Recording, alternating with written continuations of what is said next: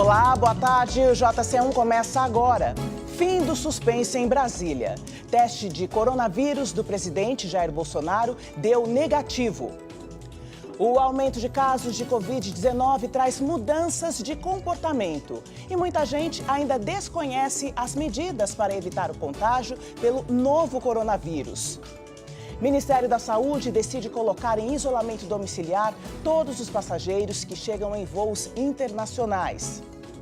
Presidente da Argentina vai mais longe nas restrições e suspende voos da Europa, Estados Unidos e países da Ásia. Comitê Olímpico da Grécia decide suspender o revezamento da tocha olímpica da Tóquio 2020. Proteger a circulação dos dados dos consumidores. Um desafio para a nova lei que entra em vigor este ano. JC1 Cultura de Informação começa agora.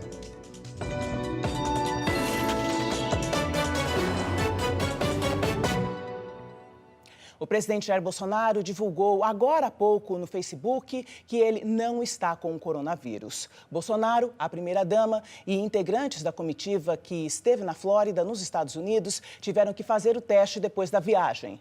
O secretário de Comunicação do governo, Fábio Weingarten, testou positivo para a doença e está em quarentena domiciliar. Bolsonaro e Fábio estiveram reunidos com o presidente norte-americano, Donald Trump.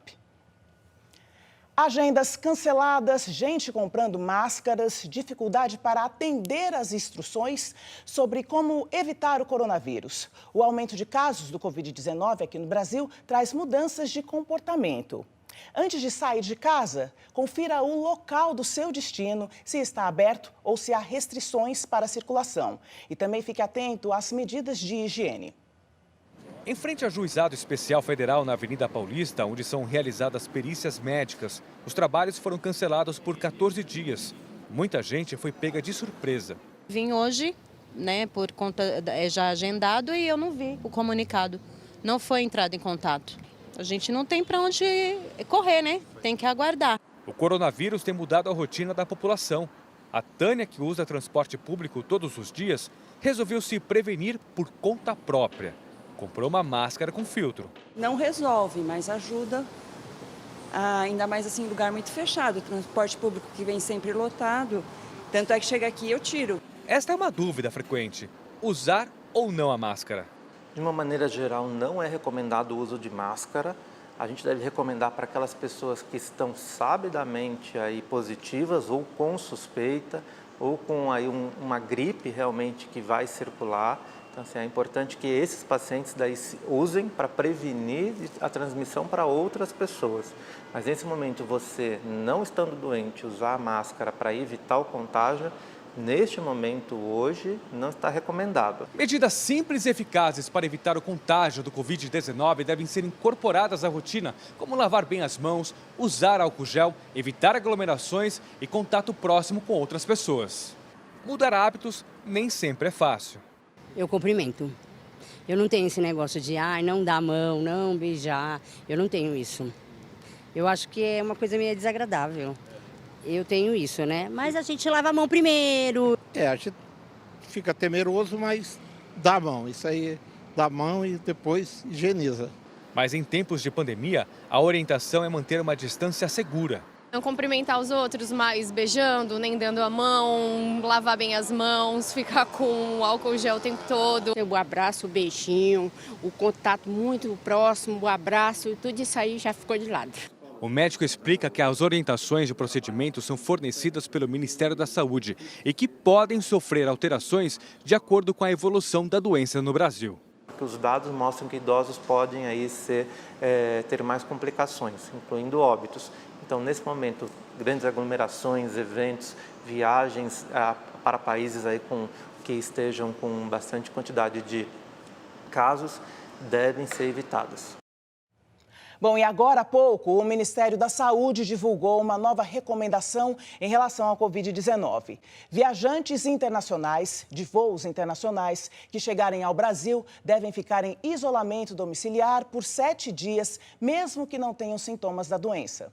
O Ministério também orienta que grandes eventos sejam cancelados ou adiados. E a Argentina anuncia a suspensão de voos para a Europa, a Ásia e Irã por 30 dias. A decisão acompanha medidas de restrição tomadas por líderes de vários países da América do Sul na luta contra o Covid-19. O presidente argentino Alberto Fernandes anunciou a suspensão por 30 dias de voos vindos da Europa, dos Estados Unidos, Coreia do Sul, Japão, China e Irã. Num discurso pela televisão, explicando as medidas de emergência, ele ainda anunciou que o país proibiria a participação de público em eventos esportivos e grandes reuniões, além de estabelecer um limite para os preços de suprimentos médicos, como desinfetantes e máscaras de proteção. Ontem, a Argentina registrou 31 casos contra 21 no dia anterior e uma morte. A maioria das pessoas envolvidas viajou para o exterior, principalmente para a Europa, mas algumas foram infectadas localmente. Na Venezuela, o presidente Nicolás Maduro disse que todos os voos da Europa e da Colômbia serão suspensos por um mês devido às preocupações com o coronavírus. Maduro disse que a Venezuela tem 30 casos suspeitos e que seu governo está fazendo esforços para coordenar o surto com a Colômbia, que confirmou 9 casos. A Colômbia e o Peru decidiram impor quarentena obrigatória de 14 dias a viajantes que chegam de países com focos de transmissão, medida já praticada pelo Chile, Guatemala e El Salvador. O presidente peruano, Martín Vizcarra, disse em uma entrevista coletiva que eventos de mais de 300 pessoas serão proibidos enquanto durar a emergência sanitária. Já o governo do México disse que não planeja restringir viagens internacionais ao país ou fechar suas fronteiras devido ao surto de coronavírus, apesar das grandes restrições anunciadas pelos Estados Unidos. Ao lado do presidente Andrés Manuel López Obrador, o vice-ministro da Saúde, Hugo López-Gatell, disse que não há evidências científicas de que restringir o acesso aos portos de entrada tenha um papel significativo na proteção da saúde pública. E o governo de Minas Gerais decretou emergência em saúde pública por conta do Covid-19. Isso significa que o estado pode realizar exames e vacinação de forma compulsória e dispensar a licitação para produtos que ajudem a combater a doença. Segundo a Secretaria de Saúde de Minas, há 2 casos confirmados e quase 300 investigados. Em todo o país, são 77 casos confirmados, segundo o Ministério da Saúde. Os casos confirmados no Brasil estão em 9 estados e no Distrito Federal. Mais de 1.400 são suspeitos e 1.100 foram descartados. O Ministério da Economia criou um grupo para monitorar os impactos econômicos da pandemia do Covid-19 e já foram anunciadas medidas. 3 delas são voltadas a aposentados e pensionistas. O pagamento de metade do 13º salário será antecipado para abril. A prova de vida está suspensa por 120 dias. O governo vai propor redução dos juros do empréstimo consignado e ampliação do prazo das operações. Além disso, há um estudo para reduzir impostos para importações de produtos médico-hospitalares. No porto do Recife, um cruzeiro com 609 pessoas a bordo está retido pela Anvisa até que saia o resultado do exame de um passageiro. É um canadense que apresentou sintomas semelhantes ao do coronavírus. E você pode participar do programa com as suas perguntas, enviando seus comentários. É só usar a hashtag JC1. E, além disso, pode nos acompanhar pelas redes sociais. O nosso Instagram é o @jornalismo TV Cultura, o Twitter é o @jornal_cultura e nós estamos também ao vivo pelo YouTube, na página Jornalismo TV Cultura. Agora a gente muda de assunto para falar de um caso que chocou todo o país e o mundo, que é o massacre de estudantes na Escola Raul Brasil, em Suzano, que deixou 10 mortos e 11 feridos e completa 1 ano hoje. O repórter Sérgio Colassino tem mais informações para a gente. Boa tarde, Sérgio. Oi, Joyce. Boa tarde para você, boa tarde a todos. Agora pela manhã, um grupo de jovens de uma igreja evangélica se reuniu aqui em frente da escola para prestar homenagens. Estudantes da rede municipal de ensino, alunos da rede municipal de ensino aqui de Suzano, também participaram de um ato de cultura pela paz no Parque Max Pfeffer. A Escola Estadual Raul Brasil está fechada, ela passa por obras desde o fim do ano passado.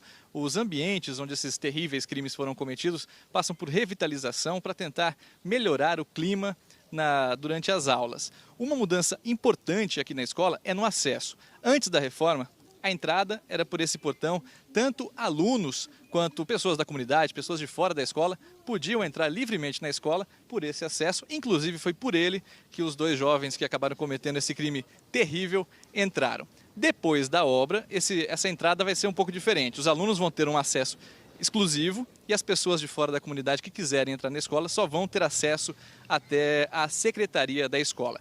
Os alunos da Escola Estadual Raul Brasil estão em salas emprestadas em uma faculdade particular que fica a cerca de 1 quilômetro daqui.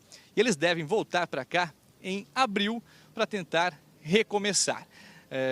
No dia 13 de março de 2019, há exatamente um ano, 2 jovens entraram na escola armados, mataram a coordenadora, uma outra funcionária e 5 alunos. No caminho, eles ainda mataram uma outra pessoa, um crime terrível que chocou toda a comunidade.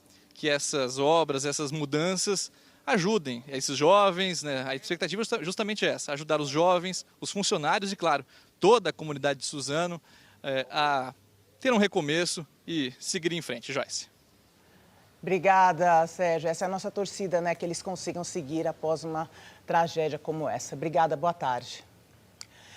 Outro caso também muito chocante, o Superior Tribunal de Justiça suspendeu o primeiro julgamento de um dos acusados pelas mortes do incêndio da Boate Kiss em 2013, em Santa Maria, no Rio Grande do Sul. Na segunda-feira, começaria o julgamento de Luciano Bonilho Leão, o produtor da banda Gurizada Fandangueira, que acionou o fogo de artifício responsável pelo início do incêndio.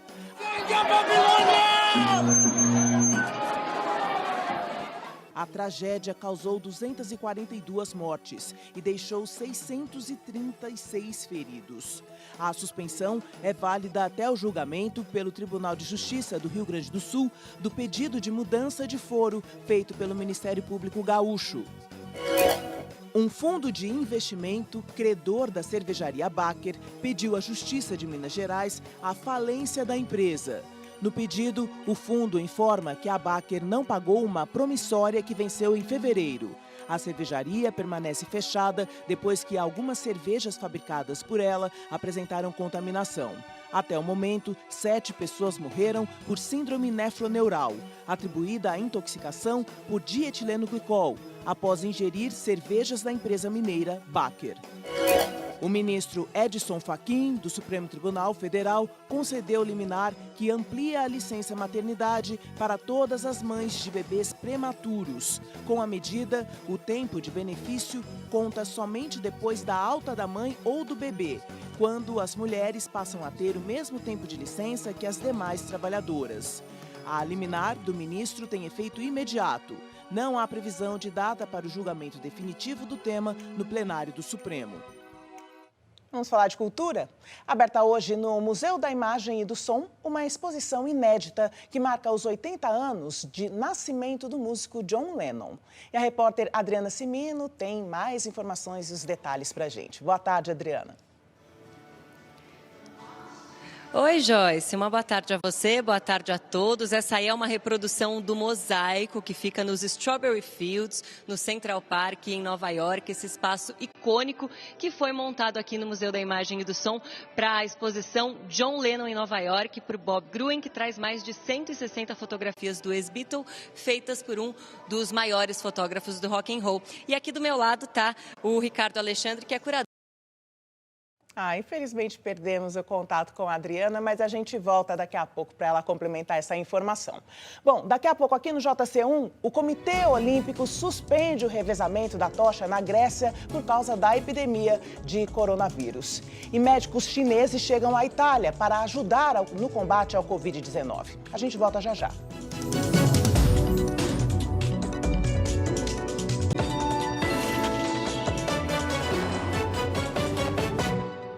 Nós restabelecemos o contato com a repórter Adriana Cimino, que trazia informações sobre a exposição do músico John Lennon. Agora sim nós conseguimos falar com ela. Adriana.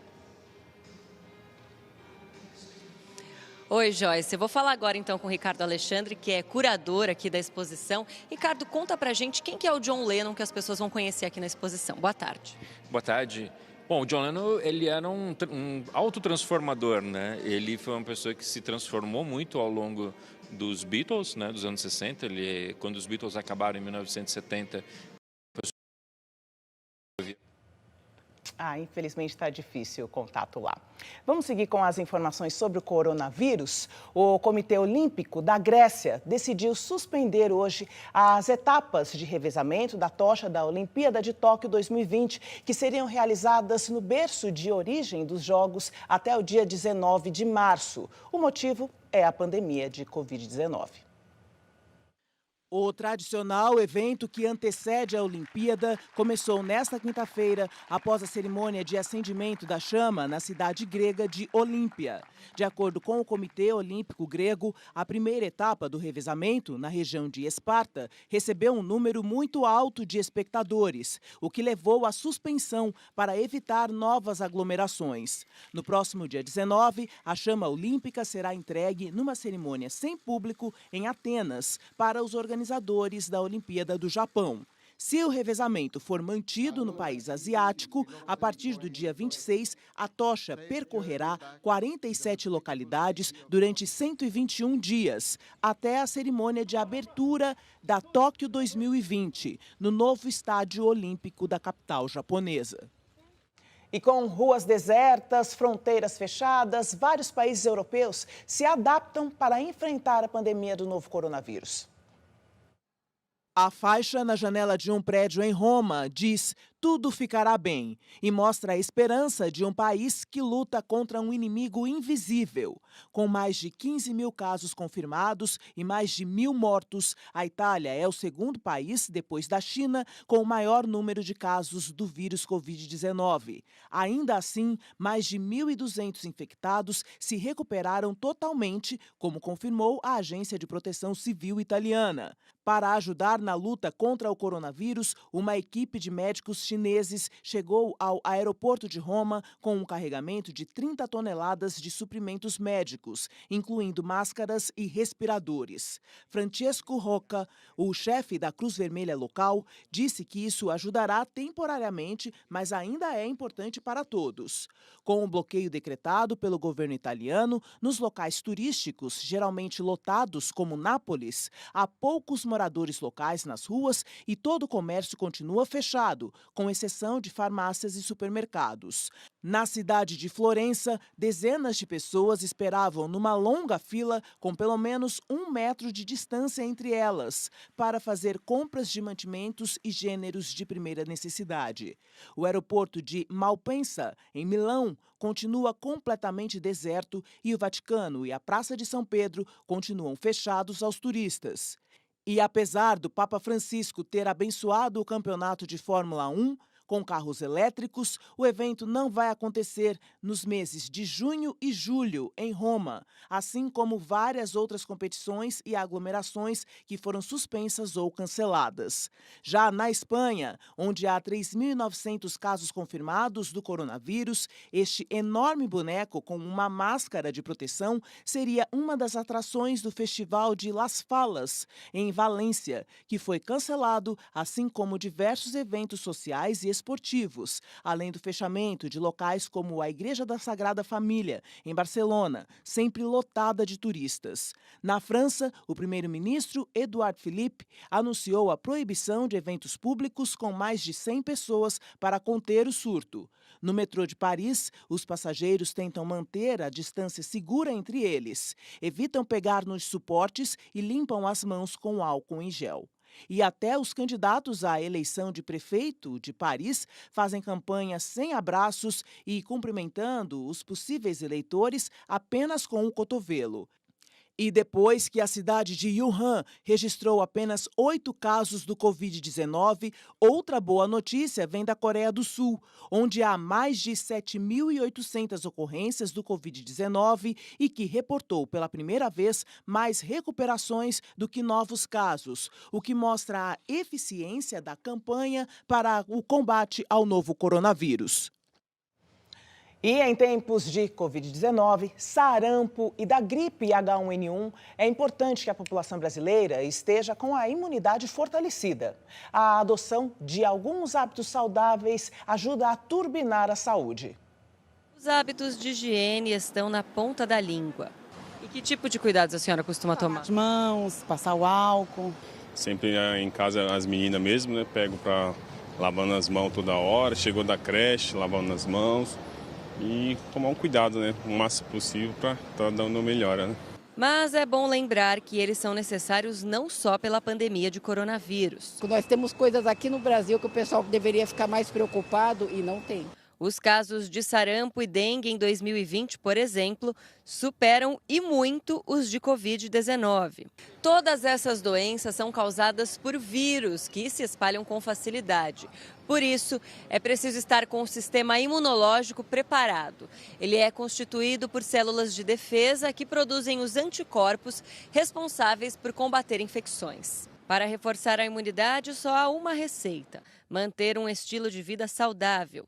Isso inclui ter as vacinas atualizadas, a prática de atividade física regular, evitar vícios como álcool e cigarro, beber ao menos 2 litros de água por dia e nutrir o organismo com alimentos naturais. Frutas, verduras, legumes, carboidratos, proteínas. Essa clínica geral explica que não há evidências científicas suficientes que atestem que vitaminas de farmácia melhoram a imunidade. Elas só devem ser tomadas com prescrição médica. Não adianta comprar um complexo vitamínico. Aliás, nem deve fazer isso, porque ele pode ter algumas intoxicações por vitamina. As recomendações para se evitar contrair doenças virais seguem as mesmas. Lave as mãos com água e sabão e use álcool gel com frequência. Cubra o nariz e boca ao espirrar ou tossir. Evite aglomerações. Mantenha ambientes ventilados e não compartilhe objetos pessoais. Controlar doenças crônicas como diabetes e pressão alta também é importante para que, em caso de algum problema de saúde, o organismo esteja o mais bem preparado para combatê-lo. Deve passar sempre com o seu clínico geral e ajustar todas as medicações, ver se está tudo bem, se a doença está sob controle. O governo dos Estados Unidos aprovou um teste de emergência para coronavírus que é 10 vezes mais rápido do que utilizado atualmente. A responsável pela tecnologia é a farmacêutica suíça Roche. E mais de 100 unidades do teste foram distribuídas pela fabricante para uso em diferentes lugares. O teste foi aprovado de forma emergencial pela FDA, a agência do Departamento de Saúde americana, responsável pela liberação de alimentos e medicamentos na indústria farmacêutica. A agência deu uma autorização de uso de emergência para 2 modelos de testes importantes para identificar e separar quem está contaminado com o Covid-19, evitando assim que o surto se espalhe ainda mais. Essa é a primeira vez que a agência aprova um teste para coronavírus de forma emergencial, com a possibilidade de aplicação comercial. Chamados de corsários da Amazônia pelos viajantes europeus no Brasil colônia, os índios da região sempre foram exímios conhecedores de rios e igarapés da região de Autazes, no Amazonas. Estes índios também tinham o domínio de labirintos fluviais que lhes permitiam ataques repentinos. Hoje enfrentam cercas elétricas e manadas de búfalos nos cursos d'água que banham suas aldeias. Esta é mais uma matéria resultado da parceria do jornal O Estado de São Paulo com a TV Cultura.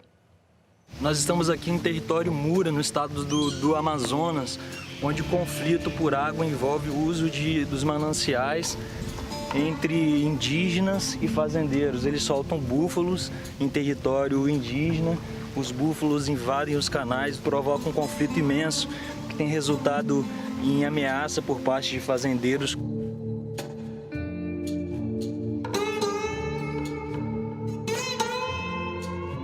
Quando os fazendeiros chegaram na região do Amazonas, na terra de Altazes, já existia o povo Mura, então a terra era do povo Mura. Aí a minha pergunta é, o que eles vieram fazer? Eles vieram invadir o que é nosso. Então, se em algumas aldeias os nossos parentes cortam o arame e matam o búfalo, mesmo assim não compensa o estrago que eles fizeram contra nós. Todas as aldeias têm problema com búfalo, com a água, porque todas elas estão em lago. O búfalo, quando ele vai para dentro da água, ele vai levando jacaré, vai comendo sicuriju, vai espantando peixe. Aonde ele passa não nasce mais nada, que ele pisoteia. O bicho é um negócio feroz, né? Um negócio que não é nosso. A gente não cria búfalo. Nós não criamos búfalo. Aonde está o búfalo? Ao redor das nossas terras indígenas. E aí você já vai conflitando com o fazendeiro. Porque nós precisamos que ele tire o búfalo.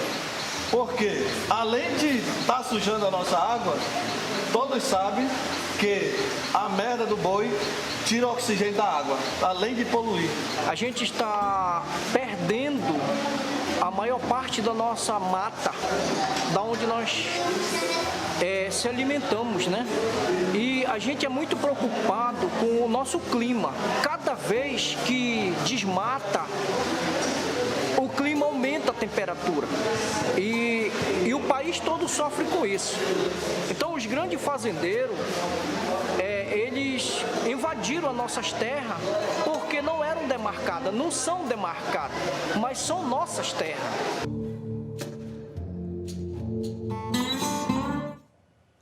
Pobreza, mudanças climáticas, migração forçada.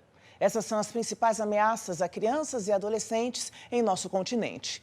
Dezenas de líderes estão reunidos hoje em Santiago, no Chile, para formar uma rede de proteção à infância que pressione os governos locais a garantir os direitos dessa população mais vulnerável. A América Latina tem hoje 72 milhões de crianças com até 14 anos que vivem abaixo da linha da pobreza, com menos de R$ 9 ao dia. Esse valor é gasto não apenas com alimentação, ele é dividido com outros gêneros de primeira necessidade, como educação, roupas, saúde.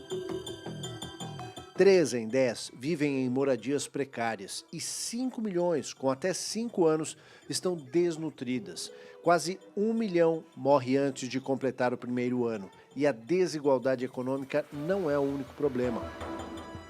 Por 3 dias, líderes internacionais reunidos em Santiago, no Chile, trocaram experiências e discutiram as principais ameaças a crianças com menos de 3 anos.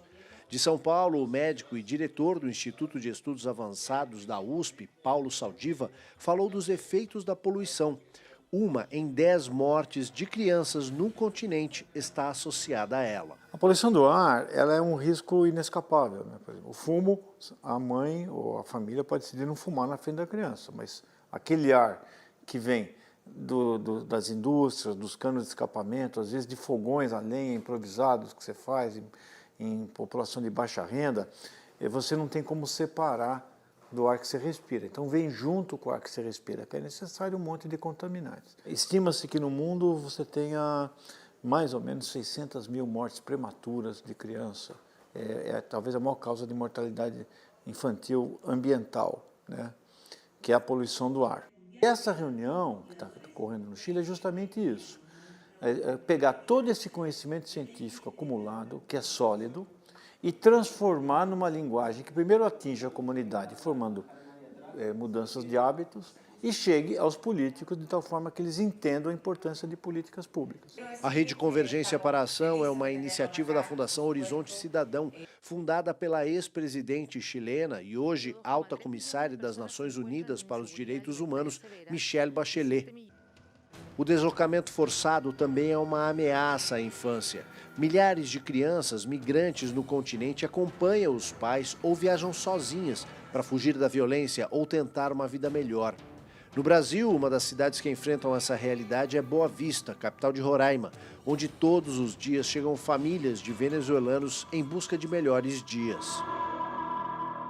Nós temos 92 mil venezuelanos em Boa Vista vivendo hoje. Uma cidade de 400 mil habitantes. Então, quase um quarto da população hoje da capital Boa Vista é composta por imigrantes da Venezuela. Então, a rede é importante porque nós podemos difundir ações que já acontecem em outros países, seja por questões legais, né, compartilhamento de soluções legislativas que possamos levar para o país, sejam com ações para o Poder Executivo executar, de fato, na ponta de atendimento às pessoas. Para fazer frente a esse desafio continental de uma pobreza que tem rosto de criança, a rede Convergência para a Ação, lançada hoje no Chile, reúne 60 líderes de 17 países. O principal objetivo é trocar experiências, boas práticas e, principalmente, sensibilizar os governos locais para que coloquem a infância como prioridade real, que isso não fique só no papel ou nas promessas de campanha.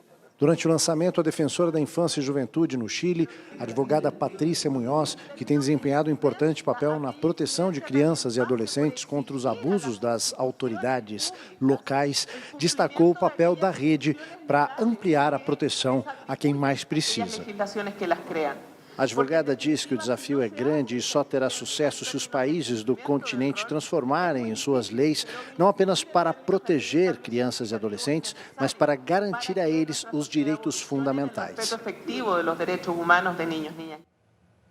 E depois do intervalo, aqui no JC1, domingo é o Dia do Consumidor. Como cobrar atitudes corretas e quais são as melhores práticas para proteger os dados que circulam nos meios digitais. A gente volta já já.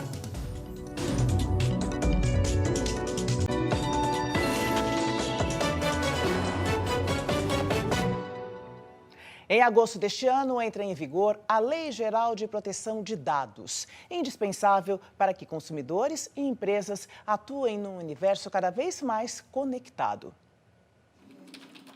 Pesquisar e comparar preços é hábito na vida de Maurício, assim como exigir seus direitos. Já teve muitas situações, principalmente no passado, que eu tive que insistir bastante para pagar mais barato, porque o quilo da carne estava, por exemplo, 20 e no sistema estava 18 e a pessoa queria me dizer que aquela promoção já tinha acabado. Eu disse, se a promoção acabou, a sua obrigação é tirar do sistema. A conduta de Maurício é respaldada pelo Código de Defesa do Consumidor, que completa 30 anos em 2020 e deve estar disponível para consulta em todos os estabelecimentos comerciais.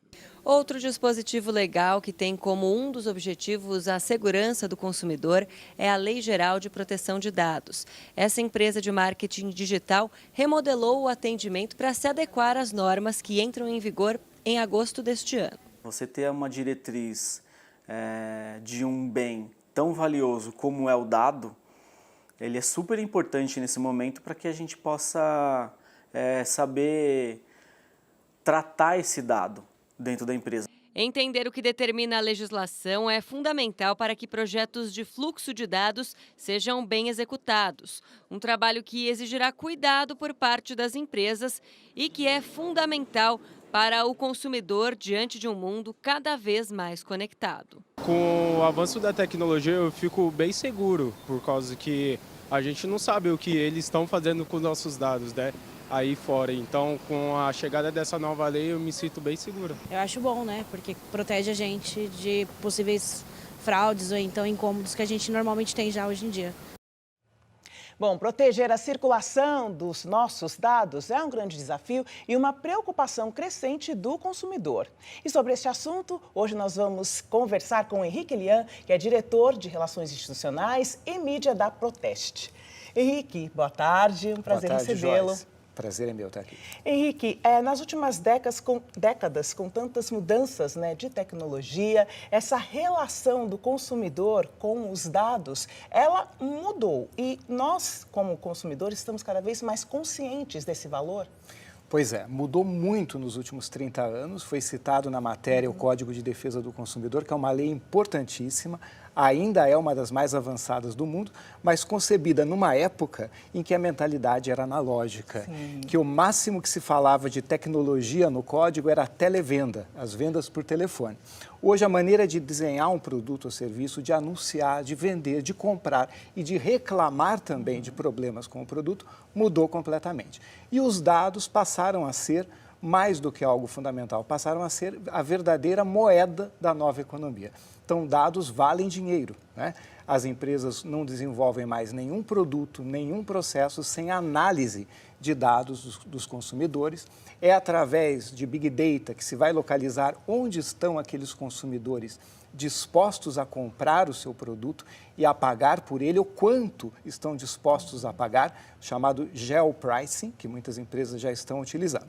Então, finalmente, temos a nossa lei de proteção de dados, que deve entrar em vigor agora em agosto. E o que muda agora Muda com essa lei? a relação das empresas com o regulador e com o consumidor.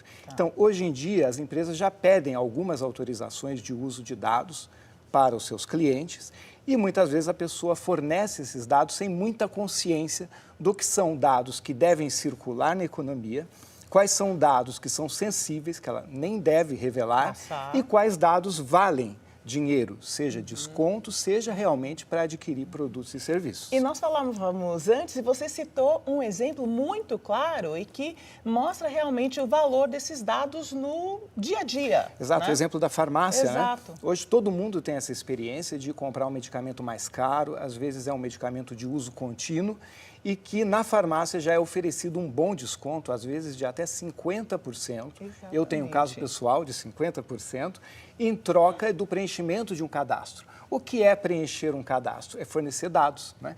O nome, o endereço, os documentos, o CEP, que é importantíssimo porque localiza aquele consumidor e mapeia a sua possibilidade de consumo, o seu nível de renda, muitas vezes. E, no caso do medicamento, o CRM, o número, né, de identificação profissional do médico que receitou, que é como o laboratório vai aferir se a sua propaganda está funcionando ou não. Então, é um dado importantíssimo. O consumidor fica feliz, consegue um bom desconto, mas muitas vezes ele não tem a consciência de que, na verdade, ele está pagando com dados. Se eu faço uma compra e se tem algum problema, eu vou buscar os meus direitos. Essa plataforma de compra, se ela está baseada no Brasil, as leis que vão regulamentar serão as leis do Brasil. E quando se compra fora, as leis vigentes são do país de origem, Exatamente. É isso? Isso muda toda a relação. Isso muda completamente a relação. Então, o e-commerce hoje é a maneira como as pessoas estão comprando. Alguns produtos realmente passaram a não ser mais comprados em loja física. Você prefere as plataformas, o preço é melhor, porque o custo de vender virtualmente é muito menor. E há vários tipos de loja. Tem a loja própria de um grande varejista, tem o marketplace, que é uma loja que às vezes tem o nome de um varejista que você conhece, mas vende produtos do mundo inteiro. E tem as plataformas de intermediação de pessoa para pessoa, facilitação de comércio. Cada uma dessas plataformas, desses ambientes, responde a regras diferentes e se elas estão baseadas no Brasil ou têm representação no Brasil, você teve um problema de compra, você aciona a justiça com base no Código de Defesa do Consumidor.